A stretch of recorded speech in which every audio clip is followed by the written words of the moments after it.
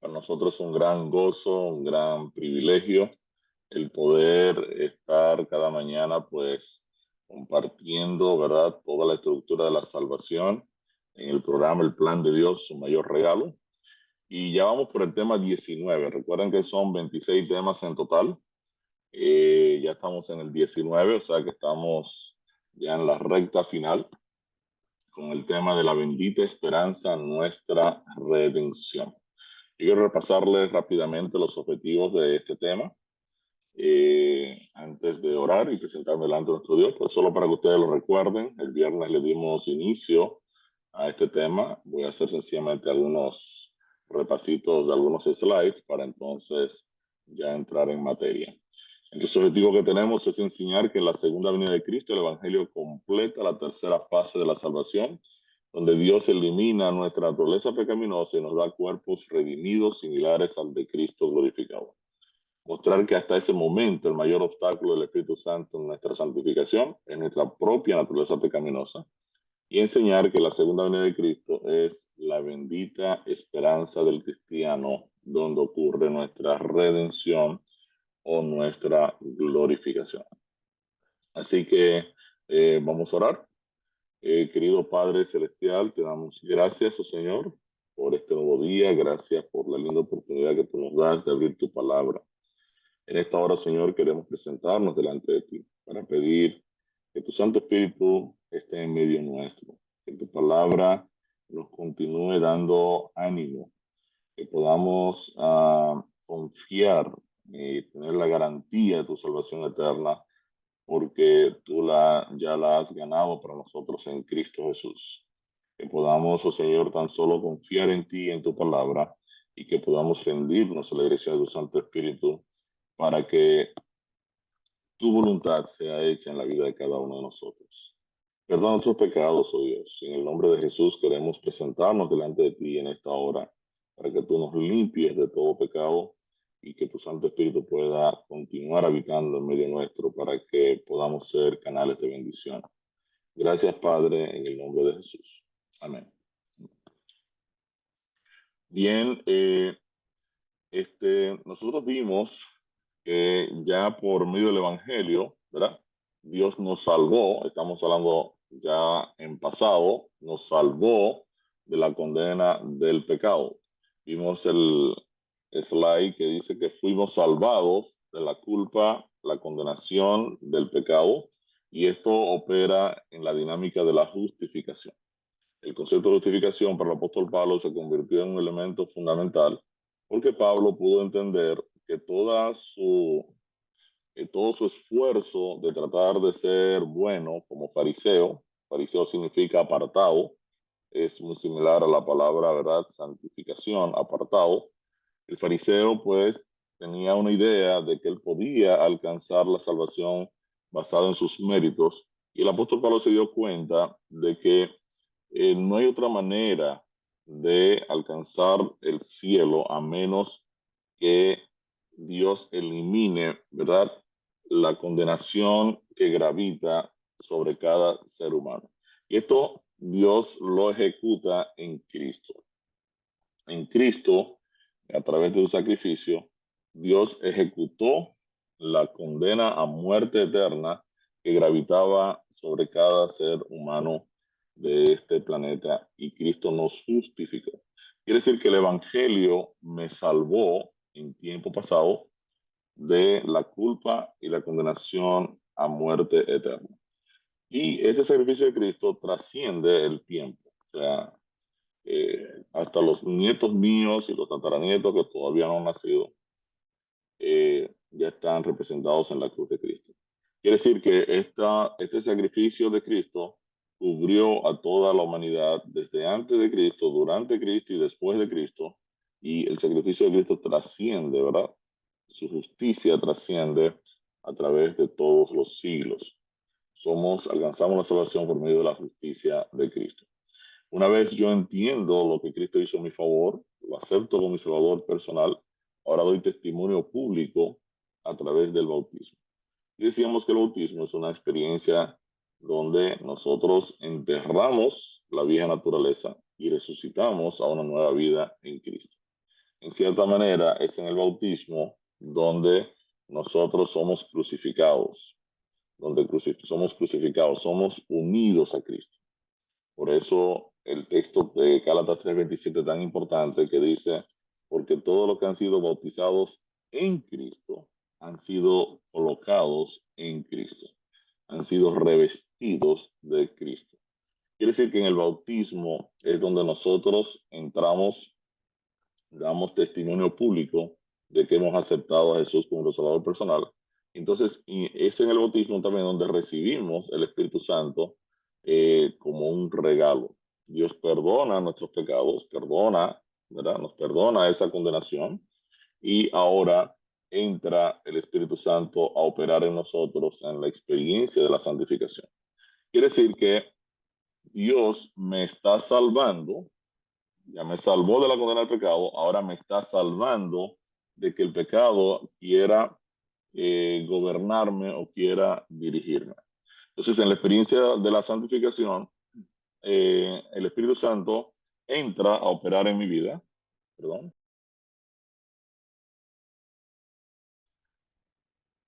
El Espíritu Santo entra a operar en mi vida y ahora el Espíritu Santo me salva del control, del dominio del pecado en la experiencia cristiana. Pero también el Evangelio deberá salvarme de la presencia del pecado en mi vida. En otras palabras, en futuro seremos salvados de la naturaleza pecaminosa y de la presencia del pecado. Vimos que aún la experiencia de la santificación no trae consigo ningún cambio en el hecho de que el pecado está presente en mis miembros. Y el mayor reto que nosotros tenemos a nivel personal en la vida cristiana es una lucha con nosotros mismos, porque realmente nuestra vieja naturaleza está ahí, dormida, está ahí latente. Si bien aceptamos la dirección del Espíritu Santo, queremos que el Espíritu Santo venga a morar en nuestra vida, nos dirija, siempre ese yo está ahí, ¿verdad? A un ladito, esperando la oportunidad para tomar control en cualquier momento de nuestras vidas. Y es por eso que los creyentes fallamos. O sea, a veces nos incomodamos, a veces reaccionamos de manera impulsiva.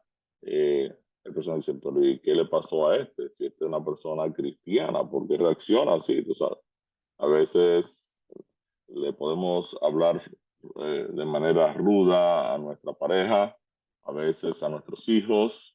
En ocasiones nos desconectamos y reaccionamos de manera brusca.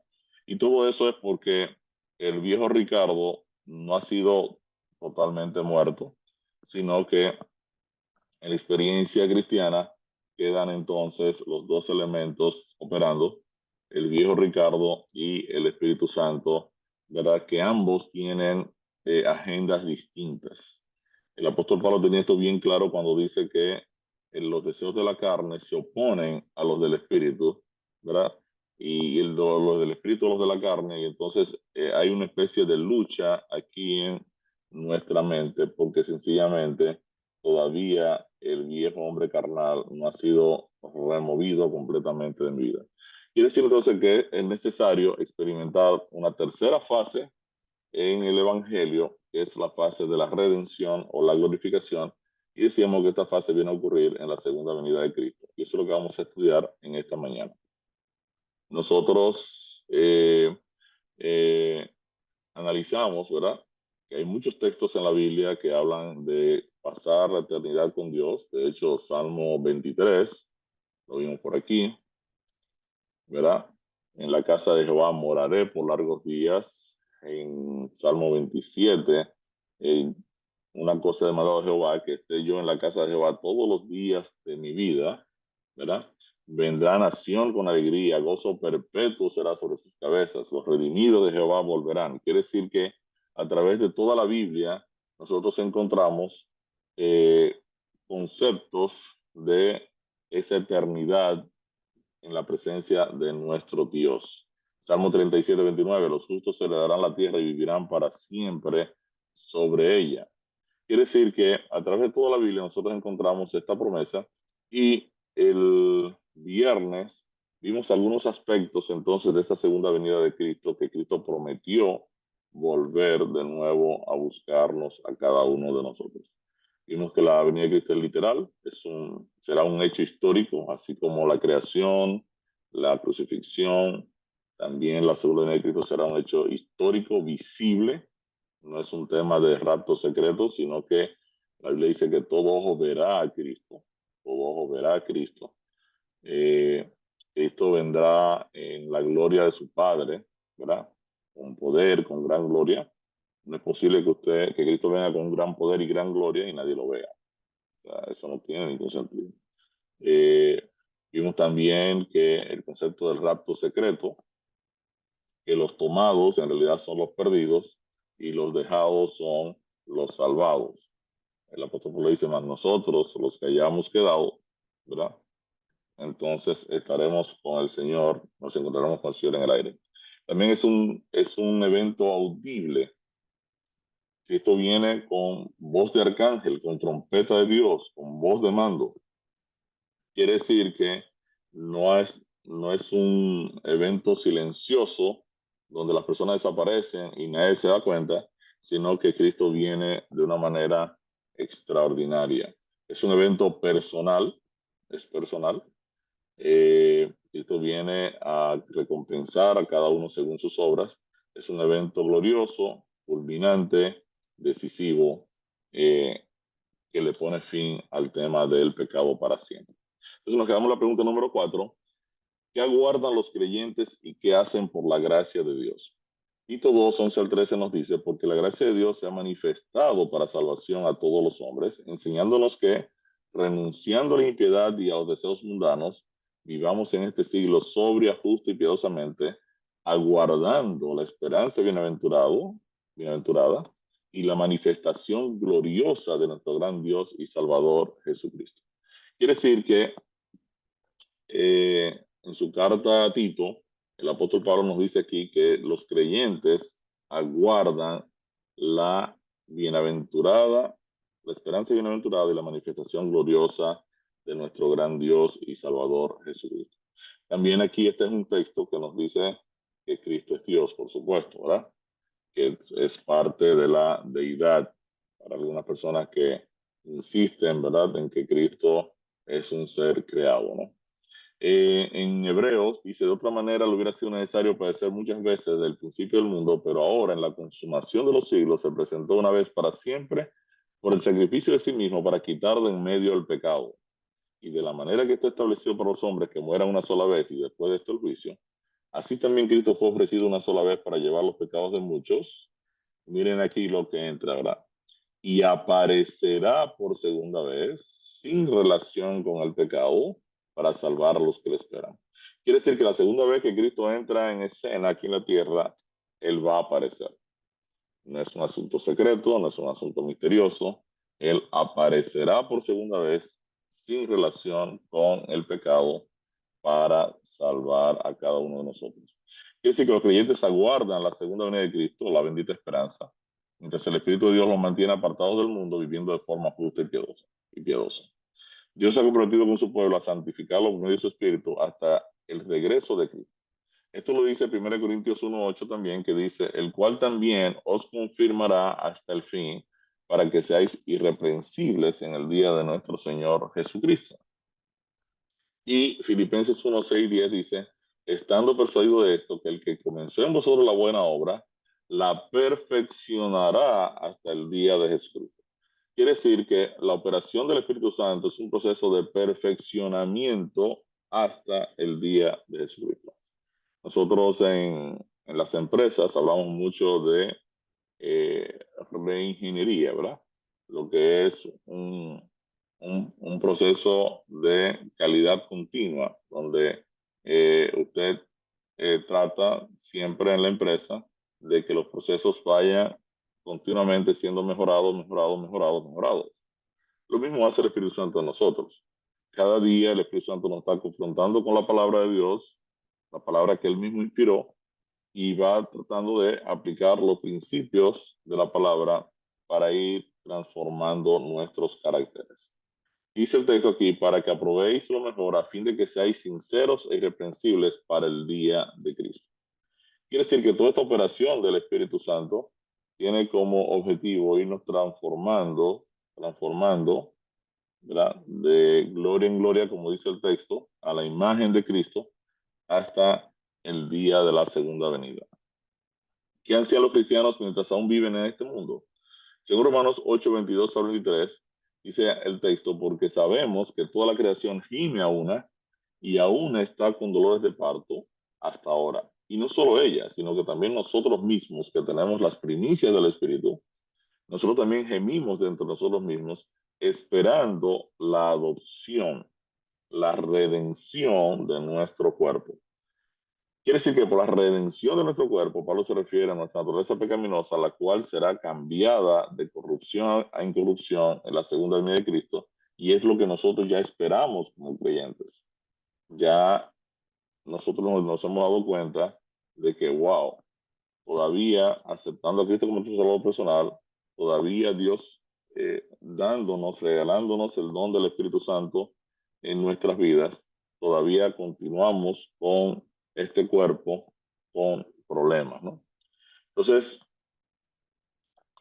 eh, si bien todos los creyentes son ciudadanos del cielo, todavía disponen de esa naturaleza de pecado y viven en un mundo pecaminoso. Es por ello que cada persona que ha aceptado el regalo de la salvación aún espera que el Evangelio complete la tercera etapa del plan o la redención o la glorificación. Quiere decir entonces que por medio del Evangelio Dios nos salvará de la presencia del pecado en nuestras vidas y esto va a ocurrir entonces en la segunda venida de Cristo. Y aquí completamos la tercera fase de la salvación. Dios me salvó de la culpa y la condena del pecado, me salva de que el pecado quiera gobernarme, ¿verdad? O esclavizarme, y me salvará de la presencia del pecado en nuestras vidas. Como Adventista del séptimo día, nosotros creemos entonces en una estructura de la salvación de tres fases que funcionan fundamentalmente por la estructura del pecado.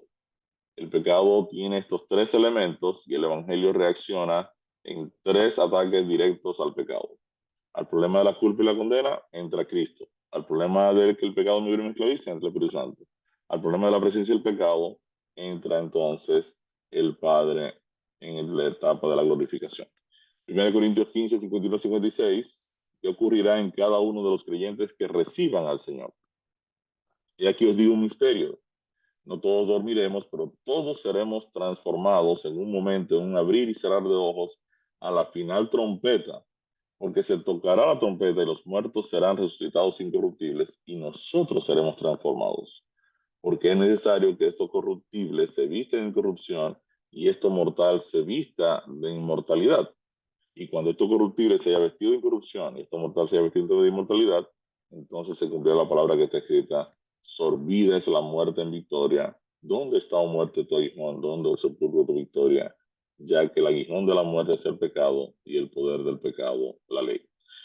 Quiere decir que el apóstol Pablo en el versículo anterior cita Isaías 25:8, que declara que Dios destruirá la muerte para siempre y enjugará toda lágrima de todos los rostros. Con esto, nos recuerda que tendremos cuerpos transformados, inmortales e incorruptibles.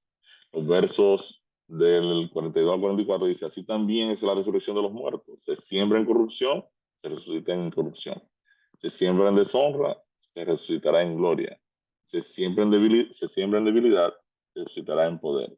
Se siembra cuerpo animal, se resucitará cuerpo espiritual. Hay cuerpo animal y hay cuerpo espiritual. Quiere decir que en 1 Corintios 15, 51, 56, también el apóstol Pablo indica que los salvos seremos transformados a la final trompeta, y de nuevo la palabra muestra una segunda venida audible. Los versículos 42 al 44 señalan la resurrección de los salvos en gloria, poder e incorrupción. Según Filipenses 3, 20, 21, ¿qué hará Cristo con nuestro cuerpo cuando venga por segunda vez? Dice: más nuestra ciudadanía está en los cielos, de donde también esperamos al Salvador, al Señor Jesucristo, el cual transformará el cuerpo de la humillación nuestra para que sea semejante al cuerpo de la gloria suya, por el poder con el cual puede también sujetar a sí mismo todas las cosas. Quiere decir que en la segunda venida de Cristo, Dios nos dará cuerpos nuevos, glorificados y libres para siempre del poder y la presencia del pecado. Interesante porque el texto dice que recibiremos cuerpos semejantes al cuerpo del Cristo glorificado. Y esto es extraordinario. O sea, recibiremos cuerpos totalmente renovados. Y esta idea de que recibiremos cuerpos renovados, también la encontramos en 1 Juan 3:2 que dice, amados, ahora somos hijos de Dios y aún no se ha manifestado lo que hemos de ser, pero sabemos que cuando Él se manifieste, y vuelve de nuevo la segunda venida de Cristo, cuando Cristo se revele, se muestre en su segunda venida, seremos semejantes a Él porque le veremos tal como Él es. Quiere decir que la bendita esperanza de que nuestros cuerpos serán redimidos de la corrupción del pecado y similares al cuerpo de Cristo glorificado es parte de la esperanza bienaventurada cuando nuestro Señor se manifieste, se manifieste. Y es aquí lo que preguntaba el hermano Excel, donde ya para siempre el pecado queda desconectado de nosotros. Es aquí donde el Evangelio completa la tercera fase de la salvación. Nosotros hemos sido, y lo vamos a ver en el próximo tema, hemos sido justificados, santificados y glorificados en Cristo. Ahora, esta realidad se termina de ejecutar en la segunda venida de Cristo, donde para siempre estaremos con el Señor libres del pecado. ¿Qué debemos hacer para experimentar la salvación? Dice el apóstol Pablo, he peleado la buena batalla, he acabado la carrera, he guardado la fe.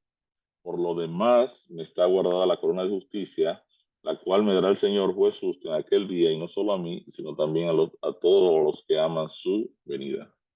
Los cristianos pueden tener plena certeza de la salvación, pero esto no significa una vez salvo, siempre salvo. Mientras esperan el retorno de un Salvador, cada creyente debe pelear la buena batalla de la fe. Y la buena batalla de la fe, para reenfatizar de nuevo lo que hemos estado enseñando en todo el tema, consiste en nosotros pasar tiempo con el Señor. Esa es la buena batalla de la fe. Porque no es fácil pasar tiempo con el Señor. Todo creyente, sobre todo maduro, sabe que nuestras agendas personales de una u otra manera nos mantienen desconectados de Cristo o de la dirección del Espíritu de Dios. Y diariamente nosotros somos bien creativos para buscar la manera, incluso hasta justificar, ¿verdad? ¿Por qué necesitamos estar desconectados del Señor? A veces nosotros, como creyentes, nos sobrecargamos hasta del trabajo de la iglesia para no sacar tiempo para pasarlo con el Señor. Y esto es muy serio porque el enemigo sabe, ¿verdad?, que esta es nuestra batalla. O sea, el enemigo dice, si yo le pongo este caramelo a Ricardo, ya sea un proyecto, ya sea lo que a Ricardo le gusta hacer, pues yo sé que automáticamente él va a dejar de orar, leer la Biblia, de testificar. Y tan pronto él se me aparte de Cristo, entonces el enemigo, ustedes creen que no sabe la Biblia, sí, él la sabe muy bien. Él sabe que Jesús dijo, si ustedes se separan de mí no pueden hacer nada. Entonces lo que el enemigo va a tratar de hacer es, ¿verdad?, mantenerme separado de Cristo para que obviamente yo no pueda hacer nada y no pueda producir fruto. Recuerden que decíamos que, no decíamos nosotros, sino Jesús decía, si ustedes permanecen en mí, yo voy a permanecer en ustedes. Entonces, en otras palabras, aquí la mecánica de la salvación, sobre todo en el creyente, es pelear la buena batalla de la fe, que es cómo diariamente yo voy quitando obstáculos del medio, ¿verdad?, que me desconectan de mi relación con el Señor.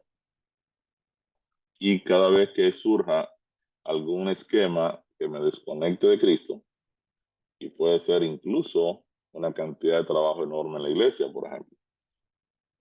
A veces estamos en juntas y juntas y juntas y juntas y juntas y no te sacamos el tiempo ni siquiera para testificar.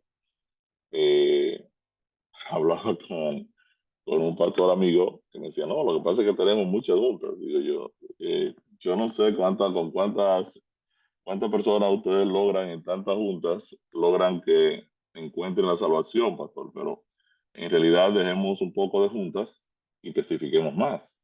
Correcto. Entonces es bueno que a veces entendamos que hasta el exceso de trabajo dentro de la iglesia nos puede desconectar de Cristo.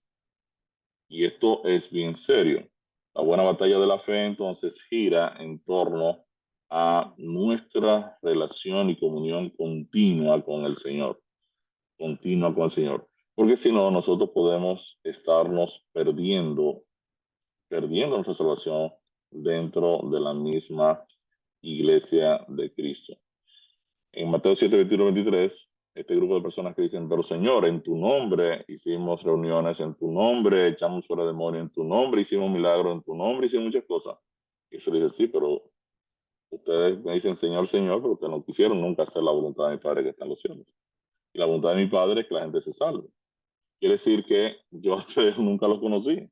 Ustedes en mi nombre hicieron muchas cosas y qué bueno que se entretuvieron con eso, pero en realidad yo nunca tuve una relación con ustedes. Entonces, tenemos que tener el cuidado como creyentes de que nos desenfoquemos en cuál es la batalla que tenemos que pelear. Y la batalla que tenemos que pelear es pasar tiempo con el Señor. Pasar tiempo con el Señor.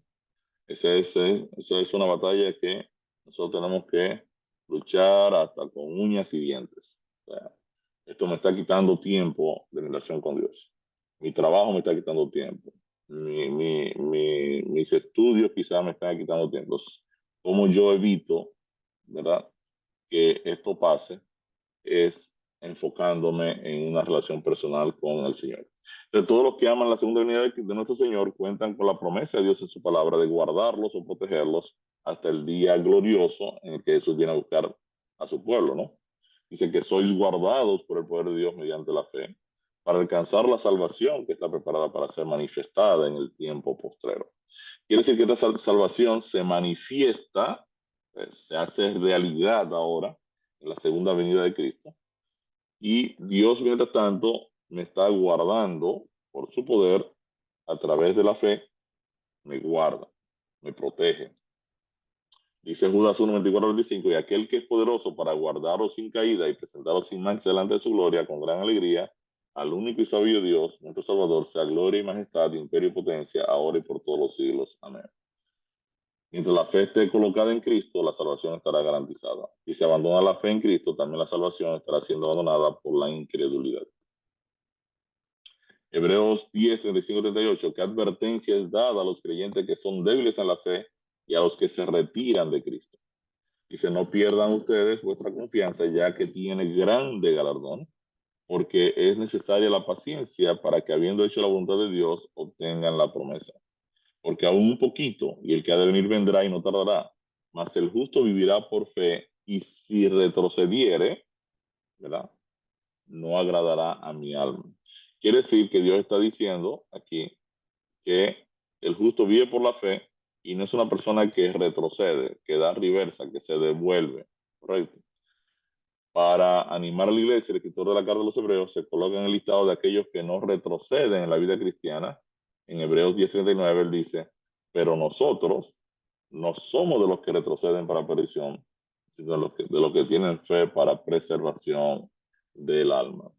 Dios no puede llevar al cielo a los que deliberadamente han dado la espalda a Cristo. Por lo tanto, su deseo es que no retrocedan para perdición. Siempre recuerdo de manera jocosa un amigo nuestro en la iglesia que él nunca ponía reversa, ¿no? Entonces yo decía, ¿cómo tú no pones reversa? Dice él, no, los hombres no deben devolverse nunca. Y entonces él siempre ponía los cambios que le daban marcha. Y cuando él tenía que parquearse en un sitio, pues él se parqueaba en lugares para no tener que dar reversa. Entonces él estaba siempre obsesionado con eso. Y esta es una buena parábola para decir que el, el escritor de la carta de los Hebreos está diciendo aquí que los que han aceptado la salvación, los que ya nos hemos metido en esto, ¿verdad? Estamos aquí para devolvernos. Estamos aquí para seguir adelante y seguir, ¿verdad? Bajo la dirección del Espíritu de Dios, empujando hacia el frente. Según Jesús, ¿quién será salvo? Bueno, el que persevera hasta el fin, este será salvo. O sea que, debido a que cristianos vivimos en un mundo de pecado, el enemigo pondrá su mejor esfuerzo para dificultar nuestras vidas a fin de destruir nuestra fe en Cristo. Pero estas dificultades son solo temporales. por el poder del Espíritu Santo que habita en nosotros, podemos permanecer firmes en la fe. O sea que en realidad eh, todos nosotros vamos a encontrar problemas de salud, de económicos, de situaciones que nos afectan alrededor. El enemigo busca la manera de debilitar nuestra fe en Cristo de múltiples formas. Muchas veces nosotros vemos cristianos que se deprimen, que dicen, wow, qué triste cuando una persona que ha puesto su fe en Cristo está siendo afectado por el flagelo de la depresión, que muchas veces pues nos ataca, ¿verdad? Muchas veces nos sentimos como decaídos. Señor, pero realmente vale la pena todo este esfuerzo que hacemos, todo lo que estamos empujando, que el Señor sea tranquilo. O sea, vamos adelante, no se preocupen, yo tengo el control, ¿cierto? ¿Qué consejo nos da Jesús en relación con su pronta venida en Mateo 24:44? Porque dice 3:11. Dice, por tanto, también ustedes estén preparados, porque el Hijo del Hombre vendrá a la hora que ustedes no piensan. He aquí yo vengo pronto, retén lo que tienes para que ninguno tome tu corona. La justicia que nos salva y nos califica para el cielo es siempre la justicia de Cristo. Y nuestra fe es la que hace que esta justicia esté en nosotros. Esa fe se alimenta del estudio de la palabra de Dios. Según los siguientes versículos, ¿cómo es descrita la segunda venida de Jesús para los perdidos? Dice, porque el gran día de su ira ha llegado y ¿quién podrá sostenerse en pie? Quiere decir que aquí el día de la ira de Dios, el día de la segunda venida de Cristo, que es el día de la redención de los redimidos, también es el día de la ira para los perdidos. En Mateo 24:30 dice, entonces aparecerá la señal del Hijo del Hombre en el cielo, y entonces lamentarán toda la tribu de la tierra y verán al Hijo del Hombre viniendo sobre las nubes del cielo con poder y gran gloria. O sea, mientras que la segunda venida de Cristo es la bendita esperanza para el cristiano, es todo lo contrario para el incrédulo.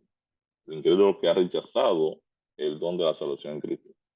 Para los que rechazaron la salvación, la venida del Señor será un día de lamento y será también el gran día de la ira del Cordero. ¿Qué es un incrédulo? Un incrédulo es una persona que escuchó el mensaje de la salvación y ha decidido no creer. Se ha puesto, ¿verdad? Se ha plantado en decir, no lo creo, no lo acepto. Entonces, obviamente, un incrédulo, a diferencia de un impío, es una persona que ya escuchó el Evangelio y ha decidido no creer, por eso es incrédulo.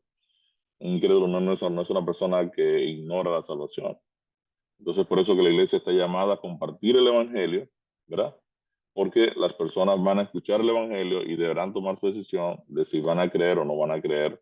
Es una decisión que tomarán, aún pese a que, aunque Dios da la fe, da el don de la fe, nos habilita para creer. La persona todavía tiene la capacidad de rechazar el Evangelio o lo que le estamos enseñando. ¿Qué pasará con los incrédulos que exclaman paz y seguridad y por qué los creyentes no deben ser tomados por sorpresa? Porque ustedes saben perfectamente que el día del Señor vendrá así como ladrón en la noche. Que cuando digan paz y seguridad, entonces vendrá sobre ellos destrucción repentina como los dolores a la mujer encinta y no escaparán. Mas ustedes, hermanos, no están en tinieblas para que aquel día os sorprenda como ladrón. Quiere decir que aunque el mundo hoy anda buscando la paz, la seguridad y todos los días pues los políticos están ofertando una cantidad de cosas, nosotros no debemos dejarnos engañar por ese discurso. La Biblia es clara al anunciar un tiempo determinado en el cual se llevará a cabo la destrucción repentina. Y esto es comparado con la llegada de un ladrón que nadie la está esperando. Aquí yo vengo como ladrón, dice Jesucristo. Bienaventurado el que vela y guarda sus ropas para que no ande desnudo y vean su vergüenza. Venir como un ladrón significa que la venida de Cristo será en un momento inesperado, incluso para los cristianos. Por lo tanto, tenemos que mantener constantemente nuestra mirada centrada en Cristo. Según Lucas 12:40, ¿qué advertencia da Jesús a los creyentes? Ustedes pues estén preparados, porque a la hora que ustedes no piensan, el Hijo del Hombre vendrá. El llamado a la palabra es permanecer en Cristo. Hay una linda promesa para aquellos que han decidido permanecer en Cristo. Dice 1 Juan 2:28, y ahora, hijitos, permaneced en Él, para que cuando se manifieste, cuando venga por segunda vez, tengamos confianza para que en su venida no nos alejemos de Él avergonzados.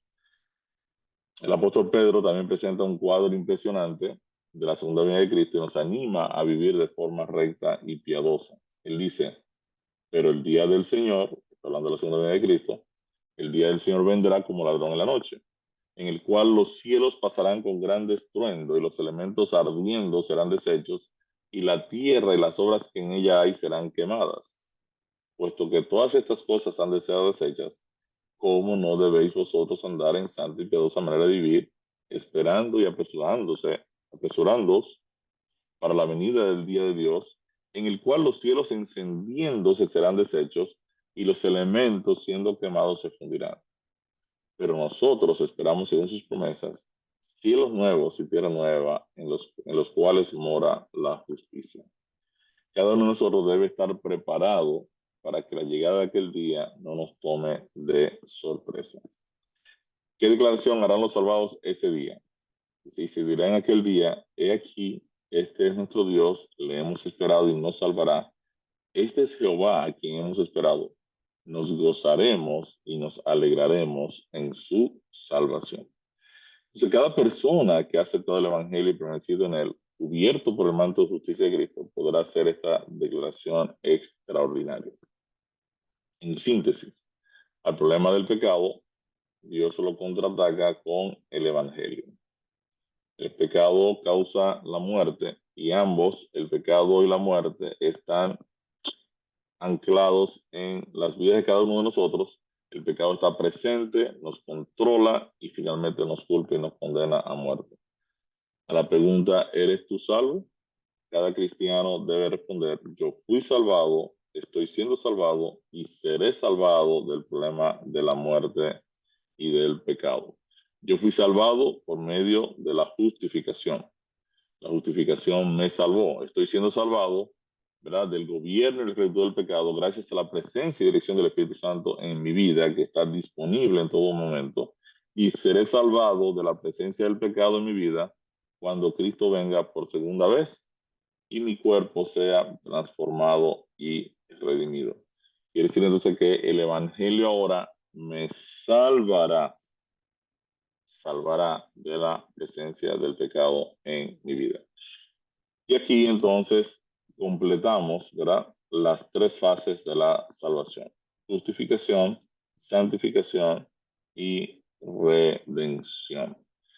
En la bendita esperanza de la segunda venida de Cristo es donde entonces se completa el proceso de salvación del Evangelio.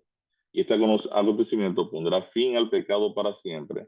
Y entonces se cumplirá la profecía del profeta Nahum que dice, lo que traméis contra el Señor, Él lo hará completa destrucción. No surgirá dos veces la tribulación. Quiere decir que el texto aquí me está diciendo que el pecado no se va a levantar dos veces, nunca más. A través del Evangelio, Dios pone eh, el punto final a la problemática del pecado. Como adventista del séptimo día, nosotros creemos en las tres fases de la salvación. Un Evangelio que me salvó, que me salva y que me salvará. Y aquí tenemos entonces la estructura completa de la dinámica de la salvación, la cual vamos a ver ahora cuando veamos el Evangelio definido. Vamos a puntualizar este concepto en el día de mañana. Terminamos con una historia, el cabo que prometió volver y volvió. Ustedes quizá vieron la película en estos días de Desmond II, ¿verdad? Dice aquí la historia. Sin duda, uno de los actos más heroicos en los anales de la historia militar americana fue llevado a cabo por Desmond Thomas II. Después del inicio de la Segunda Guerra Mundial, se empleó en un astillero en Virginia. Se enlistó y entró al servicio militar el 1 de abril de 1942 en el campo Lee, Virginia. Se negó a matar a un soldado enemigo o llevar un arma al combate debido a sus creencias personales como adventista del séptimo día, por lo que recibió el repudio y la burla de sus pares. En consecuencia, se convirtió en un paramédico asignado en su división de infantería. Mientras servía con su pelotón en 1944 en Guam y las Filipinas, le concedieron una medalla de la Estrella de Bronce por ayudar a los soldados heridos bajo fuego. Pero fue durante la batalla de Okinawa donde Desmond II prometió a cada uno de los 75 soldados de infantería heridos encima del acantilado de Maeda regresar a buscarlos. Desmond cumplió su palabra y salvó a sus compañeros de una muerte segura. Interesante porque si usted ve la película, este señor en una noche cargó 75 soldados, ¿verdad? Los sacó heridos del campo de batalla y los trajo al acantilado y los bajó del acantilado. Y esto lo hizo meritorio de una gran medalla, pese a que él había decidido no matar a nadie en la guerra, ¿no?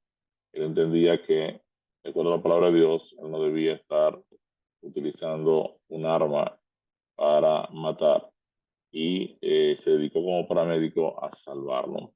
Hace unos 1000 años, el más grande y fiel general de todo el universo prometió volver. Así como Desmond II le prometía a cada soldado herido, cuando tomaba un soldado, veía a otro herido, le decía, yo vengo a buscarte. Entonces, él bajaba al soldado que había cargado y ahora venía de regreso a buscar al que le había prometido que lo iba a salvar del problema y lo traía de nuevo al acantilado para bajarlo. Y así fue haciendo uno por uno hasta que logró en una noche sacar a 75 soldados de la situación de casi de muerte, ¿no? Que se encontraba. Hace unos 1000 años, entonces, el más grande y fiel general de todo el universo prometió volver. Su palabra declara que viene a salvar a su pueblo. Él declara en Apocalipsis 22:20, el que da testimonio de estas cosas, dice, ciertamente vengo en breve. Amén. Sí, ven, Señor Jesús. Mi respuesta al tema de hoy, ¿reconoce usted que la bendita esperanza del cristiano es la segunda venida de Cristo cuando los creyentes experimentarán la plena salvación? ¿Desea mantener su fe a toda costa? ¿Qué perderías si no lo haces? En resumen, ¿qué hemos aprendido hoy? Bien, en este tema aprendimos las características de la segunda venida de Cristo, ¿verdad? Es literal, visible, audible, personal, gloriosa, culminante y decisiva. Aprendimos que en su segunda venida el Señor nos dará cuerpos nuevos, glorificados y libres para siempre del poder y la presencia del pecado. Quiere decir que Dios nos dará cuerpos glorificados similares al cuerpo de Cristo cuando fue resucitado. Y aprendimos que a través del Evangelio Dios me salvó de la condena del pecado, me está salvando de la esclavitud del cielo del pecado, y es en la segunda venida de Cristo donde Dios me salvará de la presencia del pecado en mi vida. Finalmente aprendimos que en la segunda venida de Cristo el Evangelio completa el proceso de salvación y es donde nuestra naturaleza pecaminosa es removida y estamos listos para vivir eternamente en la presencia del Señor. Quiere decir que básicamente aquí completamos, ¿verdad?, la estructura de la salvación.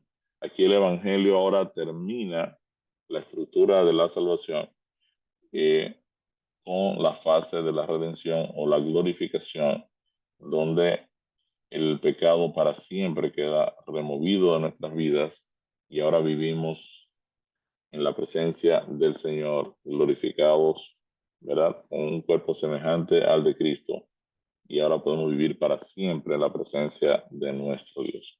Así que nuestro deseo, ¿verdad? Que todos nos encontremos preparados, que todos nos encontremos listos, ¿verdad? En Cristo, que nos encontremos andando una relación continua con el Señor a través de la oración, del estudio de la palabra, la rectificación, que nosotros podamos cultivar esta relación, ¿verdad? Y estar preparados para ese día glorioso donde ocurrirá nuestra redención, que es la bendita esperanza de todo creyente.